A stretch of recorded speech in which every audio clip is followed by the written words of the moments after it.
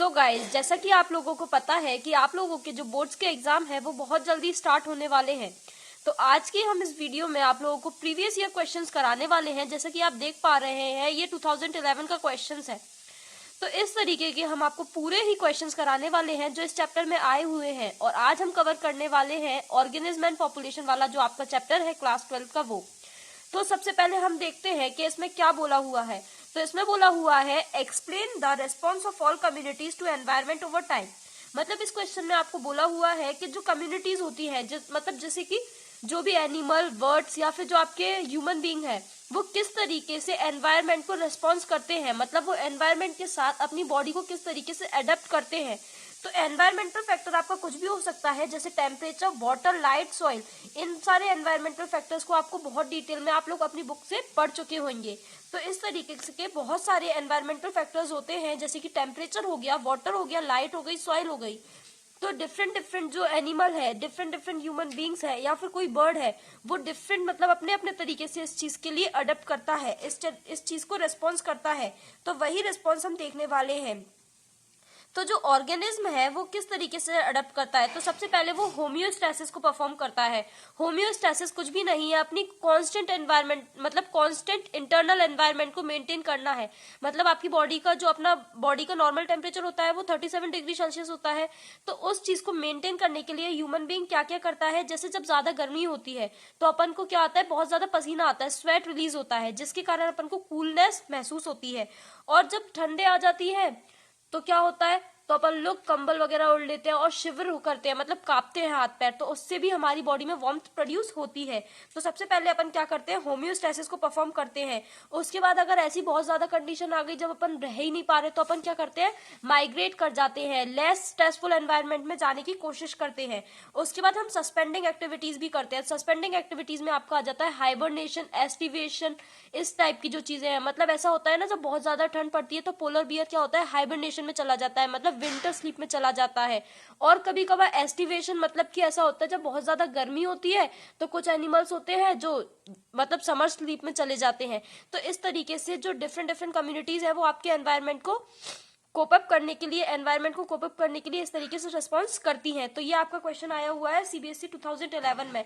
तो as it is आपको question अभी नेक्स्ट ईयर देखने को मिल सकता है, या फिर इसमें लिटिल बिट चेंज करके आपको क्वेश्चन मिल सकता है। तो उसमें अगर आप ये सारी चीजें भी एक्सप्लेन करते हैं तो आपको मार्क्स मिल जाएंगे। उसके बाद ये कुछ क्वेश्चन है जो एनसीईआरटी एग्जाम्पलर के हैं, लेकिन ये अभी तक क्वेश्चन पूछे नहीं गए। तो आप चाहें तो आप इनको रीड आउट कर सकते हैं वीडियो पॉज कर।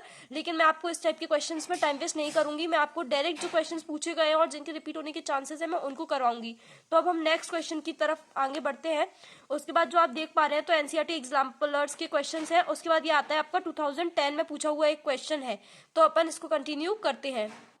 तो 2010 में जो आपसे क्वेश्चन पूछा गया है वो पूछा है, mention 4 adaptive features that help cactus survive in xeric environment. Xeric environment होता है बहुत ज्यादा एक्सट्रीम हॉटनेस वाला, जहां पर वो ड्राईनेस होती है और आपका जो वाटर होता है वो बहुत लिटिल अमाउंट में प्रेजेंट होता है। वाटर आपका लिटिल अमाउंट में प्रेजेंट होता है, वाटर क्या होता है, लिटिल अमाउंट में प्रेजेंट होता है। तो इस टाइप की जो कंडीशन होती है उसको जेरिक एनवायरनमेंट बोलते हैं, जैसे कि आपने अपनी बुक में पढ़ा होगा। तो वाटर लिटिल अमाउंट में प्रेजेंट होता है।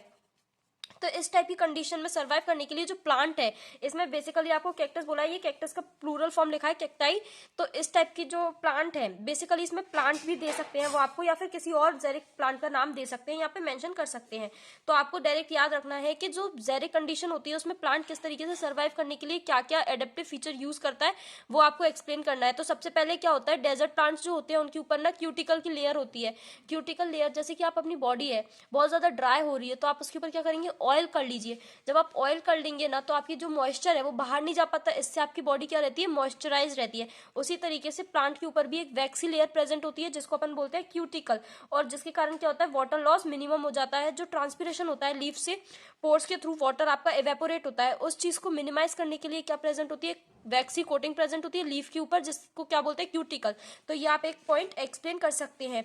अगर आप लोग ना इंग्लिश में डायरेक्ट लर्न करना चाहते हैं तो आप वीडियो पॉज करके लर्न कर लीजिए, लेकिन मैं आपको हिंदी में भी एक्सप्लेन कर रही हूँ, जिससे जब आप एग्जाम टाइम इसको लिखें तो आपको बेसिकली मतलब बहुत अच्छे से पता चल जाए कि हमें लिखना किस तरीके से है। उसके बाद सेकंड पॉइंट में आ जाता है कि वो कैम पाथवे का यूज करते हैं। कैम पाथवे से भी क्या होता है, आपके जो स्टोमेटा होते हैं वो क्लोज हो जाते हैं, और क्लोज हो जाते हैं तो वाटर लॉस कम होता है डे टाइम में, ठीक है। उसके बाद डेजर्ट प्लांट आपके क्या स्पाइंस डेवलप कर लेते हैं, लीव्स मतलब लीव्स रिड्यूस हो जाती है आपकी स्पाइंस में, और जब लीफ रिड्यूस हो जाएगी तो ट्रांसपिरेशन होगा नहीं, और ट्रांसपिरेशन होगा नहीं तो वाटर लॉस भी मिनिमाइज हो जाएगा। उसके बाद जो स्टेम होती है वो फ्लैट हो जाती है। स्टेम आपने देखा होगा जो अपने यहाँ जो प्लांट रहते हैं उनकी स्टेम कैसी होती है, राउंड शेप रहती है, लेकिन यहाँ पर स्टेम जो होती है वो फ्लैट हो जाती है। उसके बाद जो स्टोमेटा है उसके अंदर क्या होता है, डीप पिट्स के अंदर अरेंज हो जाते हैं। डीप पिट्स के अंदर अरेंज हो जाते हैं मतलब अगर आप कोई चीज है आपकी, अगर वो बाहर रखी रहेगी तो डायरेक्टली वो चोरी हो जाएगी, लेकिन अगर डीप पिट्स मतलब गहरे गड्ढों के अंदर अरेंज हो जाएगी तो वो चोरी होने से बच जाएगी। तो इसी तरीके से जब हम पानी के जो डीप पिट्स है, मतलब कि आपके जो पोर्स है लीफ के, स्टोमेटा जिनको आप स्टोमेटा बोलते हैं, यहाँ से पानी का लॉस हो रहा था, लेकिन जो स्टोमेटा है डीप पिट्स के अंदर अरेंज हो जाएगा तो यहाँ से मिनिमाइज हो जाएगा क्या, वाटर लॉस, और जो ट्रांसपिरेशन के कारण आपका वाटर लॉस हो रहा था वो मिनिमाइज हो जाएगा। ये आपके 4 पॉइंट दिए हुए हैं, इससे ज्यादा पॉइंट्स आपके बुक में एक्सप्लेन किए हुए हैं, तो आप चाहें तो वहां से रीड आउट कर सकते हैं।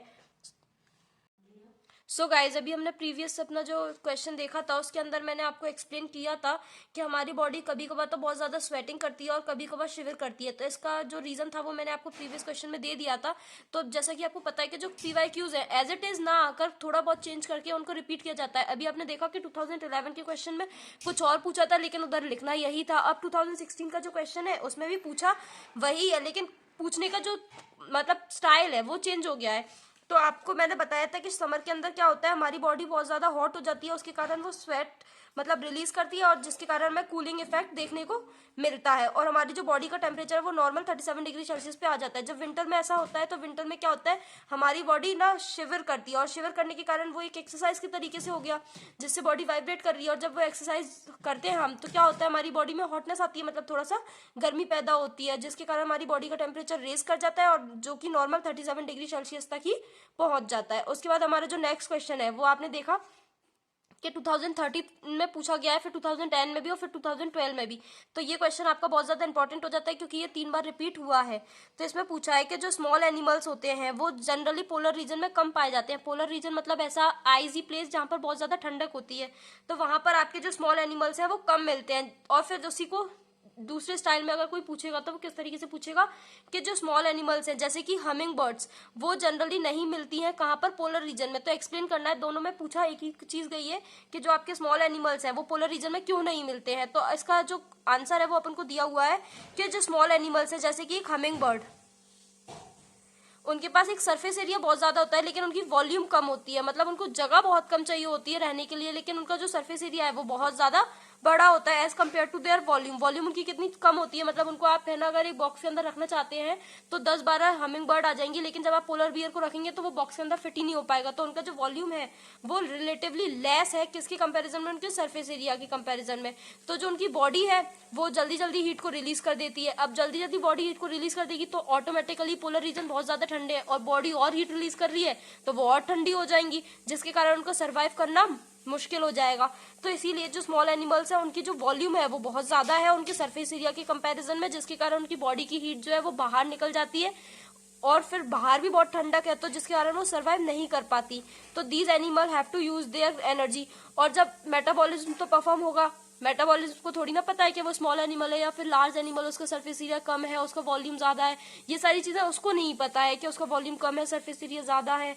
तो फिर क्या होता है, मेटाबॉलिज्म तो परफॉर्म होगी, और जब मेटाबॉलिज्म परफॉर्म होगी तो उसके लिए जो वो बॉडी की हीट है उसका यूज करेगा, क्योंकि मेटाबॉलिज्म में हीट की जरूरत होती है तो वो बॉडी की हीट को यूज करेगा। ऑलरेडी हीट बहुत ज्यादा फास्ट रिलीज हो रही थी और बॉडी की हीट यूज करेगा तो जो सर्वाइवल है वो इम्पॉसिबल हो जाएगा। इसी कारण से जो स्मॉल एनिमल्स है वो पोलर रीजन्स में नहीं मिलते हैं। तो आपको ये क्वेश्चन समझ में आया, और ये question as it is repeat भी हो सकता है क्योंकि ये 3 बार पूछा गया है। अब हम नेक्स्ट क्वेश्चन की तरफ बढ़ते हैं जिसमें पूछा गया है why the plants that inhibit a desert are not found in mangrove, मतलब कि जो डेजर्ट वाले प्लांट्स हैं वो मैनग्रूव वाले रीजन में क्यों नहीं मिलते हैं। और अब जब नेक्स्ट टाइम ये क्वेश्चन आएगा तो ऐसा भी पूछ सकते हैं कि जो मैनग्रूव वाले प्लांट्स है वो डेजर्ट में क्यों नहीं मिल सकते हैं। तो दोनों क्वेश्चन डिफरेंट है, आप इसको बुक से अच्छे से एक बार रीड जरूर करना क्योंकि ये रिसेंटली आपका 2016 में पूछा गया क्वेश्चन है जिसमें बोला है कि जो डेजर्ट वाले प्लांट्स है वो आपके मैनग्रूव रीजन में क्यों नहीं मिलते हैं। तो mangroves, in mangroves the soil is oxygen deficient. Mangroves में क्या होता है, दलदली एरिया होता है तो वहां पर ऑक्सीजन की कमी होती है, ऑक्सीजन की कमी होती है और एक्सेस वाटर प्रेजेंट होता है, मतलब कि बहुत ज्यादा पानी प्रेजेंट होता है। एक तो ऑक्सीजन एब्सेंट है और ऊपर से पानी बहुत ज्यादा प्रेजेंट है, तो वाटर एक्सट्रीमली हाई। इस तरीके से आप जब पॉइंट बना के लिखेंगे ना, तो आपको जब एग्जाम में आप लिखेंगे अपना आंसर, तो आपको ये पॉइंट्स क्लिक करेंगे, जिससे आप आंसर इजीली बना सकते हैं। तो आप अपनी हैबिट को इस तरीके से चेंज कीजिए कि जब आप पढ़े तो पॉइंट्स में पढ़े। तो जो मैंग्रोव है वहां पर ऑक्सीजन कम है और एक्सेस वाटर प्रेजेंट है, इसलिए जो प्लांट्स मैंग्रोव में डेवलप करते हैं उनके पास एक ब्रीथिंग रूट्स होती है, जिनको अपन न्यूमेटोफोर्स भी बोलते हैं। न्यूमेटोफोर्स आपकी फॉल्स रूट्स होती है। फॉल्स रूट्स होती है मतलब कि ये असलियत में आपकी रूट्स नहीं है, लेकिन क्या होता है मैंग्रोव बहुत दलदली एरिया होता है, वहां ऑक्सीजन नहीं मिल पा रही है प्लांट को नीचे, और रूट्स आपकी जनरली नीचे की तरफ ग्रो करती है, और नीचे तो आपकी ऑक्सीजन अवेलेबल नहीं हो, बहुत ज्यादा पानी है जिसके कारण वो और ऑक्सीजन नहीं ले पा रहा है। तो आपकी जो रूट्स होती है वो इस तरीके से बाहर की साइड ग्रो कर जाती है, मतलब उल्टी डायरेक्शन में ग्रो कर जाती है, नीचे से सीधे ऊपर की तरफ ग्रो कर जाती है, और वो रूट्स ऑक्सीजन को बाहर से लेती है, बाहर के जो एनवायरमेंट है उससे ऑक्सीजन को कैरी करती है। तो इस टाइप की रूट्स को अपन न्यूमेटोफोर्स बोलते हैं, जिनको अपन फॉल्स रूट्स भी बोलते हैं। तो मैंग्रोव्स के अंदर वो प्रेजेंट है, लेकिन जब आप डेजर्ट प्लांट की बात करेंगे जैसे कि कैक्टस, तो उसके अंदर आपकी जो न्यूमेटोफोर्स है वो प्रेजेंट नहीं होते, जिसके कारण जो आपके डेजर्ट प्लांट्स है वो मैंग्रोव रीजन में ग्रो नहीं कर पाएंगे। समझ में आ रहा है? क्योंकि मैंग्रोव प्लांट्स के पास क्या प्रेजेंट है? न्यूमेटोफोर्स। यहाँ पर जो न्यूमेटोफोर वर्ड है वो बहुत इंपॉर्टेंट है, तो आपको एज इट इज न्यूमेटोफोर लिखना पड़ेगा। जो वहां पर न्यूमेटोफोर्स जो आपकी ब्रीथिंग रूट्स होती है वो मैंग्रोव में प्रेजेंट होती है, जबकि वो डेजर्ट वाले में एब्सेंट होती है, इसलिए डेजर्ट प्लांट्स मैंग्रोव रीजन में ग्रो नहीं कर सकते। उसके बाद हमारा 2011 का फिर से एक क्वेश्चन आ जाता है, जिसमें आपको पूछा गया है कि जो बियर है, जो आपका पोलर बियर है, वो पोलर रीजन में क्या करता है? हाइबरनेट करता है। जब बहुत ज्यादा सर्दी पड़ती है तो बियर हाइबरनेट करता है, लेकिन कुछ स्पीशीज होती है जूप्लैंक्टॉन्स की, वो डायपॉज करती हैं अपने एक्सटर्नल कंडीशन, मतलब जो स्ट्रेसफुल एनवायरनमेंट है उनका, उसको ओवरकम करने के लिए जो बियर है वो हाइबरनेट करता है, जबकि जूप्लैंक्टॉन्स क्या करते हैं? डायपॉज करते हैं। How are these two ways different from each other? तो मतलब आपको बेसिकली इसमें कुछ नहीं पूछा है, इतना बड़ा उन्होंने क्वेश्चन लिख दिया जिससे बच्चा डर जाए, लेकिन उसमें पूछा सिर्फ इतना है कि डायापॉज और हाइबरनेशन में डिफरेंस क्या है। तो डायापॉज और हाइबरनेशन के आपको डिफरेंस बताने हैं। तो हाइबरनेशन को अपन विंटर स्लीप बोलते हैं और एस्टिवेशन को अपन समर स्लीप बोलते हैं। यहाँ एस्टिवेशन के बारे में कुछ नहीं पूछा, तो हम एस्टिवेशन को कुछ नहीं लिखेंगे। यहाँ में हाइबरनेशन और डायापॉज के बारे में पूछा गया है। तो हाइबरनेशन आपका विंटर स्लीप हो गया, जो कि हमेशा कोल्ड ब्लडेड एनिमल्स में देखने को मिलता है, जो कि पोलर रीजन्स में मिलते हैं।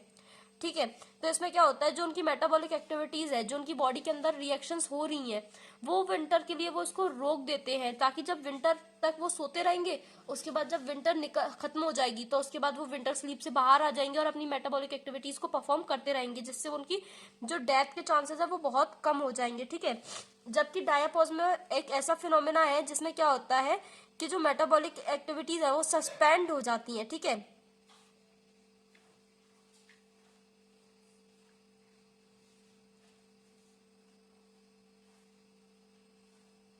तो जो हाइबरनेशन है वो आपका कब होता है? जब इंसान, मतलब जो एनिमल है वो बड़ा हो गया, उसके बाद भी वो होता रहता है। मतलब हाइबरनेशन में जैसे पोलर बियर है, वो अडल्ट पोलर बियर है, वो भी हाइबरनेशन कर सकता है, यंग पोलर बियर भी हाइबरनेशन कर सकता है। लेकिन इसमें क्या होता है, डेवलपमेंटल स्टेज चल रही है, जैसे कि आपकी एक बटरफ्लाई है, जब उसकी डेवलपमेंटल स्टेज चल रही है, जब वो है ना एक कोकून के फॉर्म में है, उसी टाइम पर वो अपनी मेटाबॉलिक जो वो एक्टिविटीज है उसको सस्पेंड कर देगा अनफेवरेबल कंडीशन से बचने के लिए। तो ये डेवलपमेंटल स्टेज में होती है, लेकिन ये कभी भी हो सकती है।